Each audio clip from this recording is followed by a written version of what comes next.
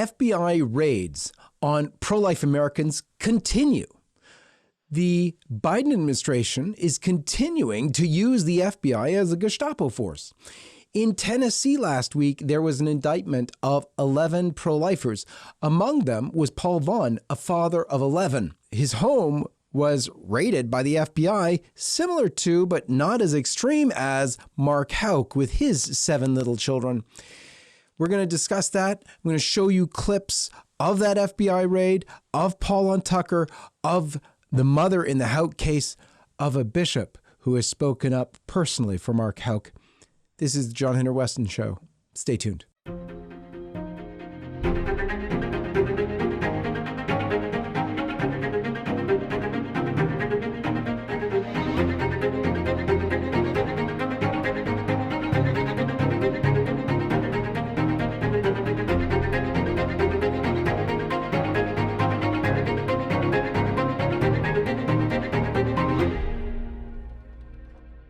Okay, look, this is incredible. What is going on here is the FBI is being used as a Gestapo force. Why these agents are even doing this when they see what they're doing is insanity. God only knows. That's on them. But what we've seen recently with the Mark Houck situation, which we've covered extensively after breaking the story at LifeSiteNews, is that this Mark Houck case was only the first one. But it's a very important first one.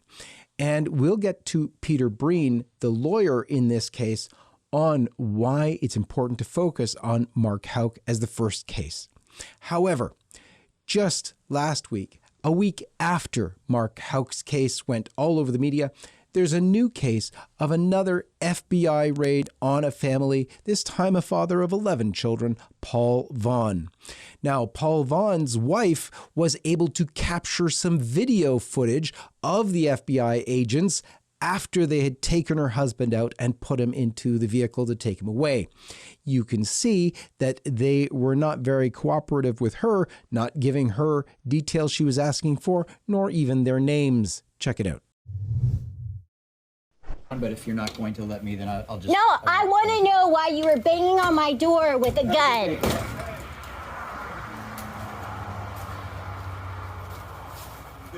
Hey, let's go back to that. You're not going to tell me anything? No, do not. I tried. No, you didn't. Yes, I did. You did not try.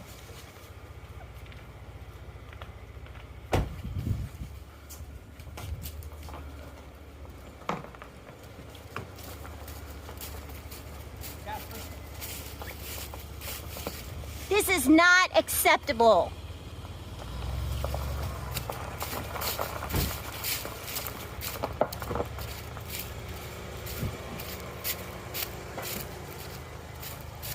Can I have your name?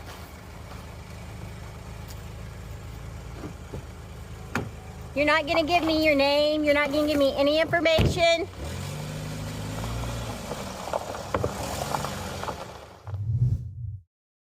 In addition to that, Paul Vaughn appeared on Tucker Carlson going over what happened to him and how outrageous this is.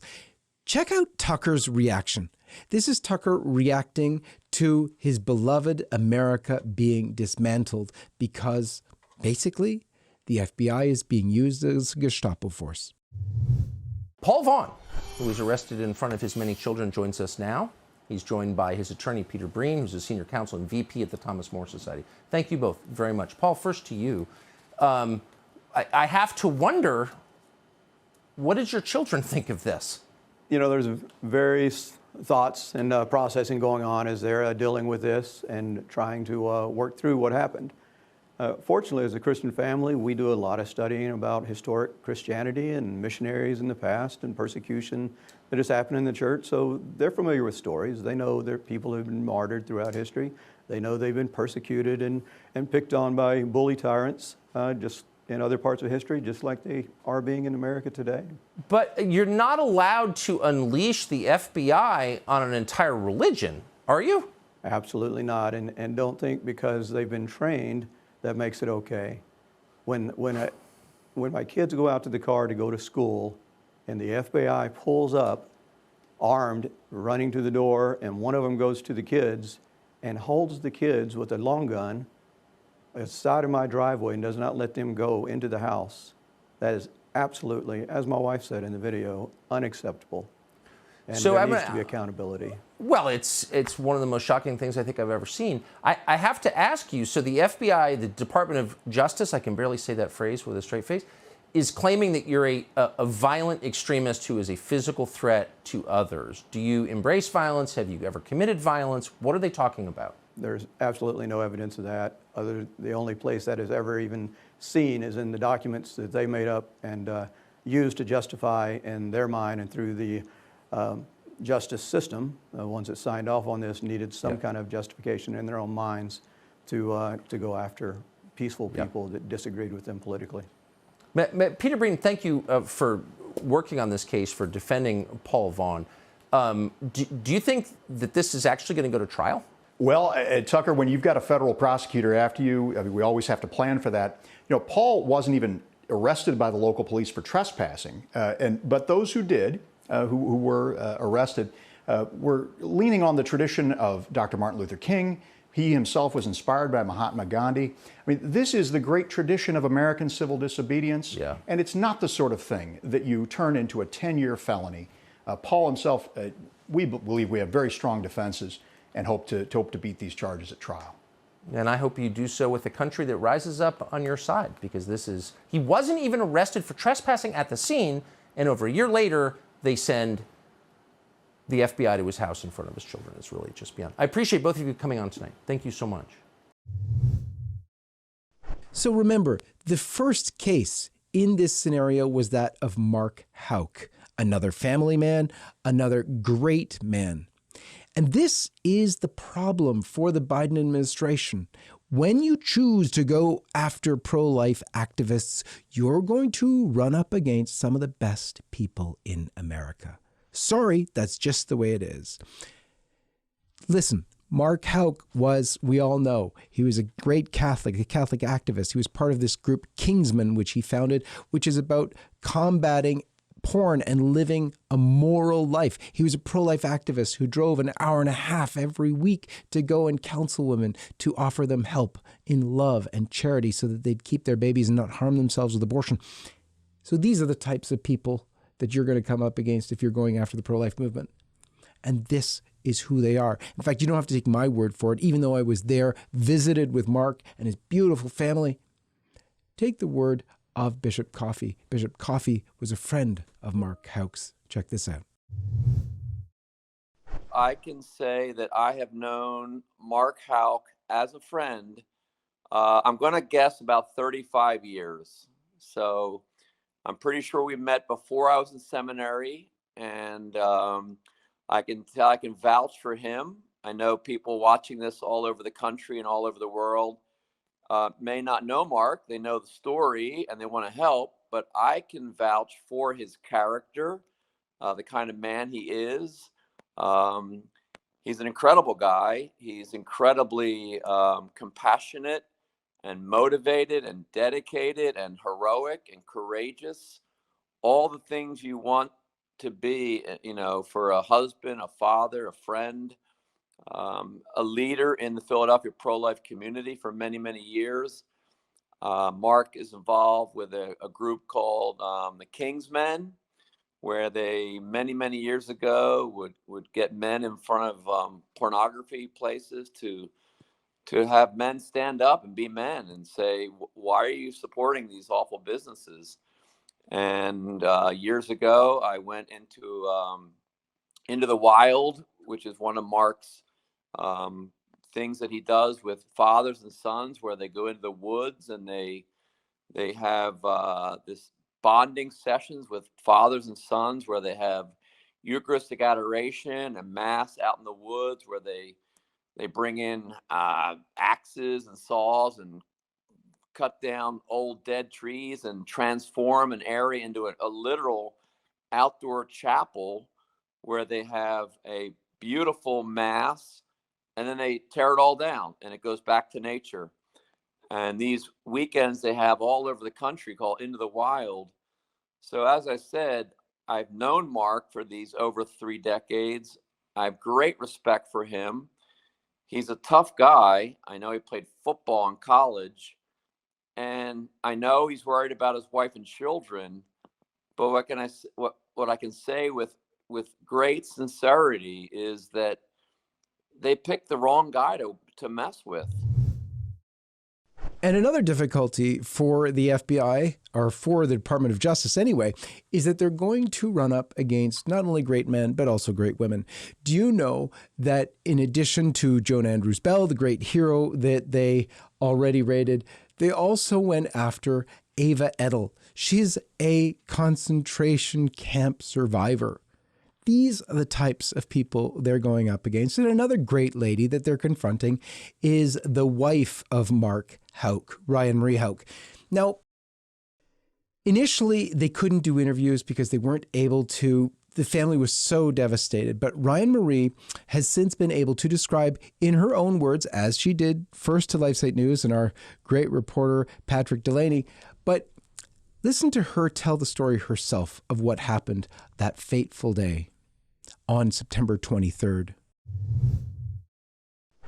On September 23rd, the feast of Padre Pio, and it was the day after we celebrated my daughter's 9th birthday. So we had plans for the day, and we woke up. Mark woke up first. He went down. Well, first he woke me up. We had some children in bed with us.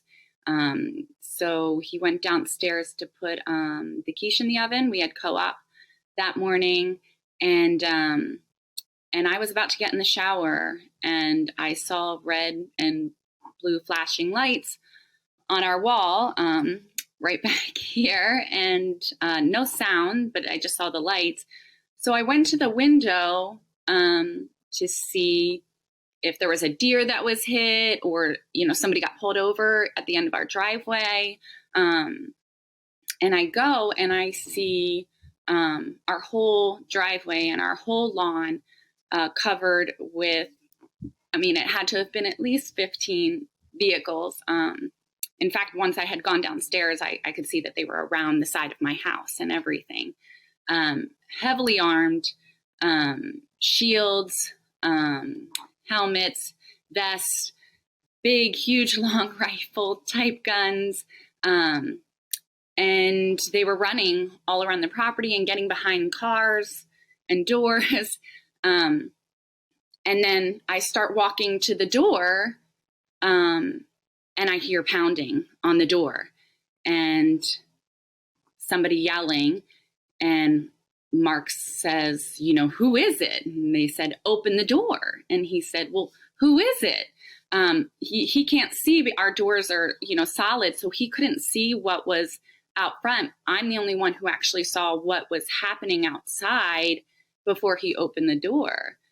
So I'm coming down the steps, and he says, who is it? They said it was FBI to open the door, and they're yelling and screaming, and the kids were woken up, and they all come to the top of the staircase, and some of them are coming down the stairs with me. And, I'm trying to keep them away. Mark says, please, I have 7 babies in the house.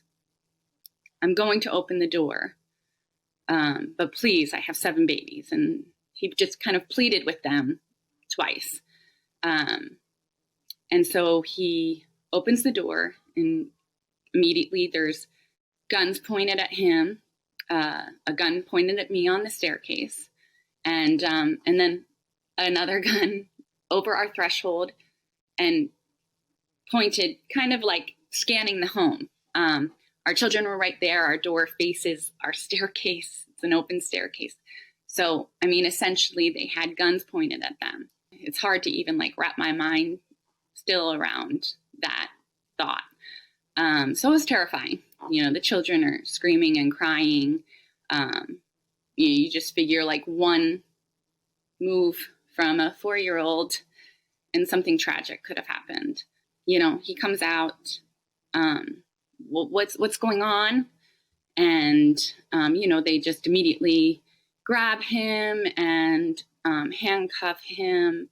And I continued to come down the stairs, and I just said, who are you? What are you here for? Well, we're here for him. And I said, well, who? Well, him. Well, who is that? Mark Houck. Okay, well, do you have a warrant? And they said, well, we're taking him whether we have a warrant or not. And I said, well, you can't do that. I mean, that's like kidnapping at gunpoint, essentially. You can't just, I don't care who you are or who you work for, but you can't come to someone's house with guns and then take somebody, you know? So they said that they would get me the warrant. Mark asked me, it was very, very cold. And, you know, Mark had just woken up, so he was just in shorts and a t-shirt downstairs, no shoes, no socks. And he said, you know, can you go upstairs and get me a sweatshirt? Again, everything is very chaotic because the children are just crazy. They're crying and screaming. And, you know, my one son said, you know, he's my best friend. You can't take him. He's my best friend. And my daughter, particularly, she had come downstairs, the one who had just turned 9 the day before. And there were men, we have glass doors in the back of our house. And there were men with guns at the glass door, and she was terrified. And then she came running over to me. So I have kids like attached to me, screaming and crying. I'm trying to get Mark a sweatshirt. And then he also had asked for his rosaries. I come downstairs and they took him. He was gone. And then they yelled back that they were going to bring me the warrant. And one of the FBI agents came up and he just tore off a piece of paper of like a packet and told me that they were taking him to the federal building and that, you know, that he would probably be seen by a magistrate that day. I would hear from him or a lawyer or something. I'm not really sure. It was kind of, you know, just a lot going on. So that was how the morning went, you know, and then I think, you know, some people may have seen some pictures as they were leaving. I quickly said to my son, please go get my phone. It's on the charger upstairs. And so he did. So I was able to take a couple pictures, but people were already leaving. So that's, you know, that's about all I was able to get. But you can clearly see the kind of uniform they were wearing at my house and who it was. So it was you know, state troopers and FBI agents that we could see specifically, but there was many unmarked units. So we don't know all of the different people who came to our house or agents, but so that's what happened. Just a quick note before we return. If you would like to stay up to date on LifeSite's coverage of the latest life, family, and culture news, subscribe to one of our many newsletters by going to LifeSiteNews.com/subscribe. And if you'd like to help us bring our truth-telling coverage to millions around the world, please consider making a one-time or monthly donation at give.lifesitenews.com. And now, back to the video. In addition to describing the events of that day, she was asked about the effect on her children. I want to give you a little snip of that, just so that you see the suffering that was entailed. It's one day at a time, one moment at a time. Mark, he's always been prepared to kind of, you know, lay down his life. He's a man of faith, and he knows what he's called to do, but he didn't want that for his children and his wife, you know. So well, we weren't expecting that. So that's quite difficult, you know. And the children are, you know, the older ones you can talk to, and we have lots of conversations with them. And, you know, anytime I have alone time with any of them, I try and, you know, talk to them about what happened, or like if they have any fears and just different things like that. We've gone to like some counseling and healing sessions with, you know, a great priest friend of ours who, you know, is gifted in that way. Our babies, they're the ones who have struggled the most. they can't articulate what it is that they're feeling. Our 4 and 6-year-old boys in particular, when we think about back on that day, we think how easily they could have just ran underfoot like they normally do, and how tragic that would have been. If someone was a little trigger happy, or if Mark had gone to the door with the spatula in his hand that he was using for the quiche, just all of those things are really terrible to think about. Our youngest boy, who's 4, he was just randomly screaming, we didn't know why. And he's normally a very peaceful boy. I mean, we knew why, but, we just wanted to help him. He couldn't sleep without his older brother going to bed with him. So my 13-year-old has to go to bed at like 8:30 because the boys can't sleep alone. And, so I think there's still just a lot of nightmares, a lot of uncertainty with them. But also, we do feel like a sense of peace coming back into our home. We've had priests come and bless our children and bless our home. We've had, a woman made some scapulars for us, and we had them blessed, and we're all wearing them. And we're just trying to, reclaim what we've worked so hard for with our family and in our home. And because we felt like in an instant it was stolen from us. Now that you know of the great people involved, you know them, you've heard the bishop's testimony, you've heard mine, you've seen the videos that we put out about interacting with their family, about praying with them. This is why the Mark Houck case is so important. Peter Breen, the lawyer from Thomas More Society who is dealing with this case, they are so well situated to deal with this because they've actually dealt with it before. When the Obama administration tried the exact same thing, they had to back off because of Thomas More Society. Watch this. Peter Breen describing what this case is, that they beat it before, they will beat it again. But the importance of Mark Houck, because he's the first, he's the showcase, and he's the one we need to be focused on, praying about, and helping. Check this out. First off, Mark is innocent. Period. End of sentence. That's it. And this is a political prosecution, pure and simple. We're getting, Tom Brecka had referred to it. We're getting indications that the DOJ is probing in other places, so that this is really their first major foray, their first public attempt to intimidate and frighten the pro-life movement. And they, as Bishop Coffey said, they picked the wrong guy. And, we, the Thomas More Society, won a case 3 years ago in this very district. It was Allentown, just up the road, but the same Eastern District of Pennsylvania, on this exact same set of circumstances, which is when a sidewalk counselor, a pro-life sidewalk counselor, and an abortion escort are jostling for position on the sidewalk, or they're having a little disagreement about, where are you standing, where am I standing? That's not a federal violation. It's a local matter at best. Here, we have an even stronger case because the alleged victim here was the aggressor. Mark and his son were well away from the gates of that Planned Parenthood, the biggest Planned Parenthood killing center in Philadelphia, thousands of abortions a year. They were away from the gates. The alleged victim, the abortion escort, walked to them. No patients around, no reason to go there other than to plant himself next to Mark's son and harass him. A 72-year-old man, this alleged victim, should know better than to go down the sidewalk to harass a 12-year-old boy. And now an altercation occurred. If a crime was committed in that altercation, it was a matter for the local courts. And as you heard earlier, they threw it out. So Mark Houck did nothing wrong here. He should be heralded as a man who defended his son and who has done wonderful things to save babies and to exercise his First Amendment rights. So how are we reacting, though?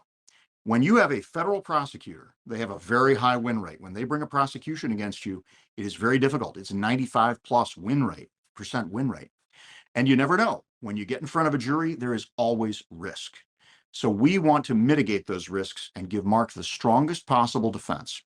We have hired the best criminal defense attorney in Philadelphia, a gentleman named Brian McMonagle, and he's one of the best in the country, frankly. So you take our entire Thomas More team, which has decades of experience dealing with FACE, this Freedom of Access to Clinic Entrances Act. We've had decades of experience there. You put us together with the best criminal defense attorney in Philadelphia, and we know that we are putting the strongest team on the field. As Andy had mentioned, it's not cheap, but it's worth it. Now, I want to very quickly acknowledge our friends in the United States Congress. Congressmen and senators have jumped up and said, this is wrong. This raid was absolutely outrageous and reckless. And you recently saw Senator Chuck Grassley, distinguished senior senator from Iowa, former chairman of the Judiciary Committee. He wrote a letter that was detailed. He interviewed Matt Heffernan, some of our other attorneys on the case, and his staff put together a set of facts and then a set of roughly 7 or so pointed questions for the Attorney General. And if I were the Attorney General, I would not want to be on the other end of that letter from Senator Grassley. And so I'm thankful that those folks, that the Congress is doing their work. We're talking about fighting back tonight.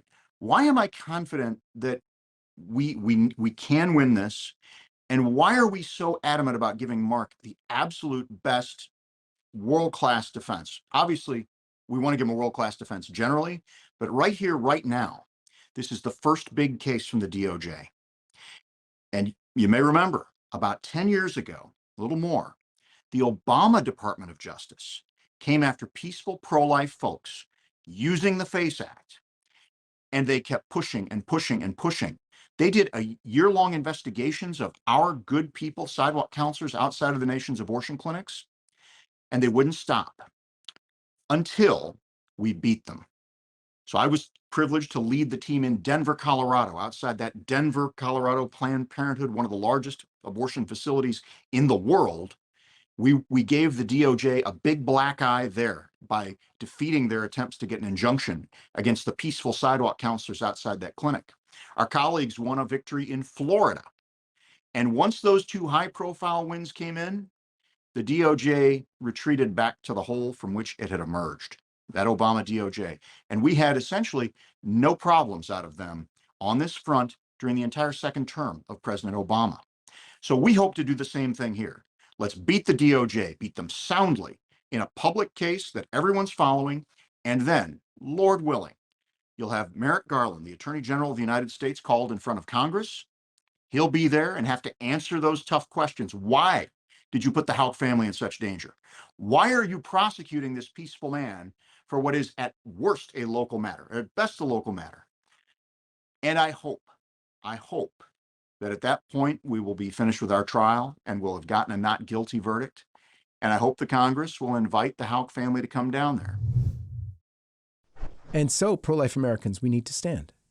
If we don't do that now, this is going to crush us. That is the point. The point is to use the FBI as shock and awe to try and stifle pro-life in America. We need to make our voices heard to our politicians, but also to the bishops, because very often they act like politicians in miters. And we need to be there to approach them, to go to them, to have them advocate for the pro-life movement, which should be very much in their bailiwick of concern.